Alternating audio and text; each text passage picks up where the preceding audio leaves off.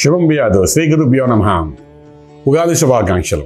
ఈ కొత్త సంవత్సరం ఆదాయ వ్యయం ఏ విధంగా ఉంది, రాజపూజ్యం అవమానం ఏ విధంగా ఉన్న విషయాన్ని మనం విశేషంగా తెలుసుకోవడం ప్రయత్నిద్దాం. అందులో భాగంగా ముందు మేషరాశి వారికి ఈ కొత్త సంవత్సరం యొక్క ఆదాయం ఏ విధంగా ఉంది.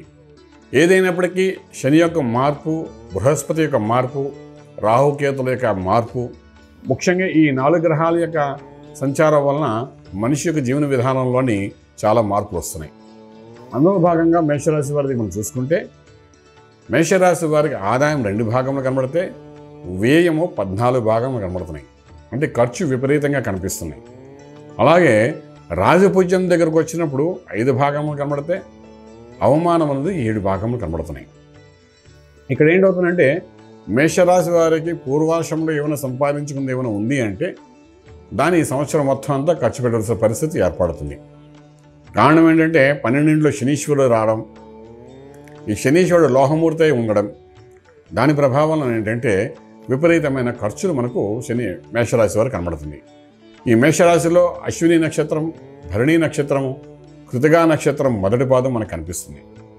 సో రాశి ప్రకారం చూసుకున్నప్పుడు ఆదాయ విషయం వరకు వచ్చినప్పుడు ఆదాయము చేస్తున్న ఉద్యోగ వ్యవహారాలు ఏవైతే ఉన్నాయో ఉన్నట్టుగా ఉంచుకోవడం చాలా ప్రాశస్త్యం వహిస్తుంది. ఈ సంవత్సరం ఆరంభంలో ఏదైనా ఉద్యోగం వస్తే దాన్ని నిలబెట్టుకోవడం ప్రయత్నించాలి తప్ప మధ్యలో ఏదైనా ఉద్యోగం వస్తే మారుదాము, ఆదాయం ఇంత తక్కువ ఉంది, ఎక్కువ ఉన్న దానికి వెళ్దామనే ప్రయత్నాలు మాత్రం ఈ సంవత్సరం చేయకుండా ఉంటేనే బాగుంటుంది. కారణం ఏంటంటే ఇక్కడ ఆదాయం కంటే వ్యయం ఎక్కువ చూపిస్తోంది కాబట్టి ఉన్న ఆదాయాన్ని కూడా ఇబ్బంది పెట్టే పరిస్థితి ఏర్పడే అవకాశం కనబడే ఉంది. కాబట్టి ఉద్యోగస్తులు చెప్పే విషయం ఏంటంటే, సాఫ్ట్వేర్ అనుకోండి, ఐటీ రంగం అనుకోండి, ఏ రంగం అనేప్పటికీ దాంట్లో ఉద్యోగరీత్యా ఉన్నది నిలబెట్టుకోవడం చేసే ప్రయత్నం మాత్రం చక్కగా చేయగలిగితే బాగుంటుంది చెప్పగలుగుతాం. అలాగే వ్యాపారం చేసే వ్యక్తులు ఎవరైతే ఉన్నారో వ్యాపారం నిలదొక్కకుండా నిలబడడం అనేది చాలా అవసరం పడుతుంది. ఖర్చులు విపరీతంగా ఉంటాయి, తెలియని ఖర్చులు అవుతాయి. ఆ శనీశ్వరుడు 12 ఉండే లోహమూర్తి ఉండడం వలన మనకు తెలియకుండానే నష్టాన్ని కూడా చూపించే అవకాశం ఉంటుంది. కాబట్టి వ్యాపారంలో ఇవన్నీ చిక్కులు కనబడుతుంటాయి. కాబట్టి వీళ్ళు అధిగమించి ముందుకు వెళ్ళడానికి చేసే ప్రయత్నాల్లో చేసుకుంటూ వెళ్ళవచ్చు. ఏదైనప్పటికీ ఎంత ప్రయత్నం చేసినప్పటికీ కూడా అది కొంతవరకు ప్రయత్నలోపంగానే కనబడుతుంది తప్ప మన ఫలితం అనేది కనబడే అవకాశం చాలా తక్కువగా ఉన్నాయి. వ్యవసాయము, రైతాంగం, అలాగే మనం తీసుకుంటే కుటీర పరిశ్రమలు, పౌల్ట్రీసు, హ్యాచరీసు రన్ చేసే వాళ్ళకి ఇన్వెస్ట్మెంట్ ప్లాన్స్ కిందే అవుతుంది తప్ప ఆదాయం కొంచెంగా మిగిలేటట్టుగా కనబడుతుంది. అలా విద్యార్థులు కాంపిటేటివ్ ఎగ్జామ్స్ రాసేవాళ్ళు ఎవరైతే ఉన్నారో చక్కగా వాళ్ళు రాసుకోవచ్చు. ఉన్నత శిఖరంగా వెళ్ళడానికి చేసే ప్రయత్నాల్లో విదేశీ వెళ్ళి అక్కడ చదువుకునే అనుకున్నక్కడికి చక్కటి అవకాశాలు కలుగుతాయి. విదేశాలకు వెళ్ళి చదువుకోవచ్చు. ఎటువంటి ఇబ్బంది కలిగే అవకాశం అయితే ఎక్కువ కనిపించట్లేదు. అలాగే వృత్తి వ్యవహారము, వీసా ప్రాసెసింగ్, అలా విదేశాల్లో వెళ్ళి కొంతవరకు పీజీ చేయాలి, ఎంఎస్ చేయాలి అనుకునే విద్యార్థులు కొంచెం వీసా ప్రాసెస్లో కొంచెం జాప్యం జరిగినప్పటికీ మొత్తానికి ఈ సంవత్సరం వాళ్ళకి వచ్చే అవకాశం అయితే బాగానే కనబడుతుంది. విశేషంగా ధనము ఖర్చు పెట్టి వెళ్ళే ప్రయత్నాలలో సఫలీకృతమయ్యే అవకాశం ఉంటుంది. ఈ విధంగా కూడా కొంత ఖర్చులు విపరీతంగా జరిగే అవకాశాలు బాగా కనిపిస్తున్నాయి. ఇంకా వ్యాపారం, స్వయం ఉపాధితో ఎవరైతే ముందుకు వెళ్దాం అనుకుంటున్నారో దానికి ఫుడ్ ఇండస్ట్రీ అనుకోండి, ఫార్మా ఇండస్ట్రీ అనుకోండి, ఏదైనప్పటికీ వ్యాపార రీత్యా ముందుకెళ్ళే వాళ్ళందరూ కూడా ఉన్న వ్యాపారం నిలబెట్టుకోవడం ప్రయత్నం చేయాలి. ప్రభుత్వ ఉద్యోగము, కాంట్రాక్ట్ వర్క్స్, ఉద్యోగంలో ఉన్న వాళ్ళకి ప్రమోషన్కి కొంచెం గిట్టకాలం అని చెప్పచ్చు ప్రభుత్వ ఉద్యోగంలో ఉన్న వాళ్ళకి.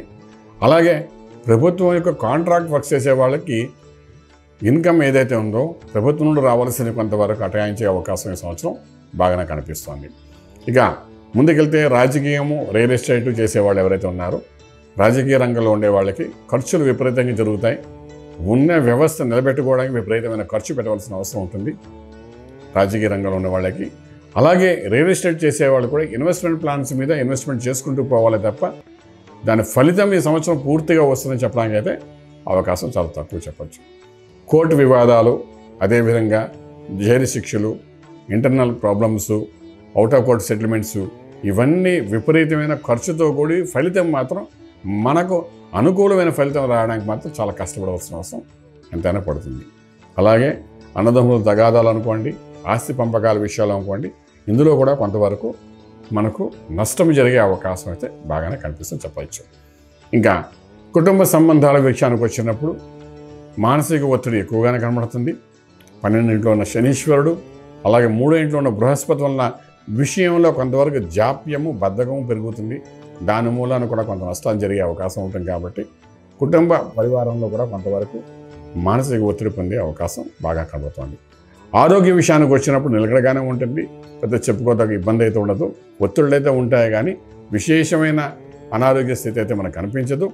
ఇంకా ముందుకెళ్తే ప్రయాణాల్లో వాహనాలు అడిపేటటువంటి ఎటువంటి ఇబ్బంది పడే అవకాశం ఏమీ లేదు. ఆర్థిక విషయం నిలకడగా ఉంటుంది. కాబట్టి స్టాక్ మార్కెట్ కొనుగోలు అమ్ముగోలు విషయాల్లో మాత్రం ఎక్కువగా ఇన్వెస్ట్మెంట్ ప్లాన్ చేయకుండా ఉంటేనే చాలా బాగుంటుంది. ఇంతకుముందు పూర్వాశ్రంలో కొన్నది ఏమైనా ఉంటే దాన్ని నిలకడగా ఉంచడానికి ప్రయత్నం చేయండి. అంతే తప్ప ప్రత్యేకించి కొనడము, కొంచెం దాని మీద ఆసక్తి చూపించడము, ట్రేడింగ్ చేయడము ఇటువంటి చేయడం వల్ల కొంత నష్టపోయే అవకాశం బాగానే కనిపిస్తుందని చెప్పొచ్చుమాట. ఇంకా సివిల్ వర్క్స్, బిల్డింగ్ కన్స్ట్రక్షన్స్ అలాగే కాంట్రాక్ట్ వర్క్స్ చేసే వాళ్ళకి ఒక 5 నుండి 10% వరకు ప్రాఫిట్ వస్తుంది. ఓవరాల్గా తీసుకుంటే అది సంవత్సరం పొడుగునా తీసుకుంటే ఏదో నిలబెట్టుకున్నాము అన్నట్టుగా ఉంటుంది తప్ప విశేషమైన ప్రాఫిట్ అయితే కనబడే అవకాశం తక్కువగా ఉంది చెప్పచ్చు. ఓవరాల్గా తీసుకుంటే మేషరాశి వారికి 12వ ఇంట్లో ఉన్న శనీశ్వరుడు యొక్క ప్రభావం, 3వ ఇంట్లో ఉన్న బృహస్పతి యొక్క ప్రభావము, అలాగే ఏకాదశంలో ఉన్న రాహు యొక్క ప్రభావము, ఇవన్నీ ఒక రకంగా చూసుకుంటే ఏంటంటే ఖర్చులు విపరీతము, ఆదాయం తక్కువ, ఈ రకంగానే కనిపిస్తుంది. కాబట్టి విశేషంగా సుబ్రహ్మణ్యేశ్వర స్వామి యొక్క ఆరాధన చేయడం, అభిషేకము చేసుకోవడం, నవావరణ అర్చన చేసుకోవడం, అలాగే స్వామివారికి నిత్యము కళ్యాణం చేసుకోవడం, ఈ రకమైన అభిషేకాలు చేసుకుంటూ ముందుకు వెళ్ళడానికి ప్రయత్నం చేయగలిగితే, ఆ కుజునికి అనుగ్రహాన్ని పొందడానికి ప్రయత్నం చేయగలిగితే కొంతవరకు సఫలీకృతం ఆడే అవకాశం ఉంటుంది. మంత్రం దగ్గరకు వచ్చినప్పుడు స్వామివారి యొక్క మంత్రము, అష్టోత్తరము నిత్యం సాధన చేసుకుంటూ ముందుకు వెళ్ళాల్సిన అవసరం ఉంటుంది. ఏదైనప్పటికీ కూడా పూర్వాశ్రమంలో సంపాదించిన ధనాన్ని ఈ సంవత్సరం ఖచ్చితంగా ఖర్చు పెట్టేటట్టు ఉంటుంది. కాబట్టి ఆ విషయంలో మాత్రం కొంచెం జాగ్రత్త తీసుకోండి. తీసుకుని ముందుకెళ్తే బాగుంటుంది. ఓవరాల్గా మంత్రమే శరణ్యం కాబట్టి స్వామివారి మంత్రాన్ని సాధన చేసుకుంటూ వెళ్ళండి. రాజమార్గంలో రాజ్యోగం పొందగలుగుతారు. శుభం బియాదు. పూర్తి వివరాలకు సంప్రదించండి శ్రీ వేదమాత గాయత్రి జ్యోతిష్యాలయం, బ్రహ్మశ్రీ మంతా సూర్యనారాయణ శర్మ గారు, Srinilayam, first floor, 101, Sai Vaibhav layout, Chitrapuri colony పక్కన, కాజాగూడ, హైదరాబాద్ 500008. సంప్రదించవలసిన ఫోన్ నంబర్ 8855559147, 8855559148, 9849996644.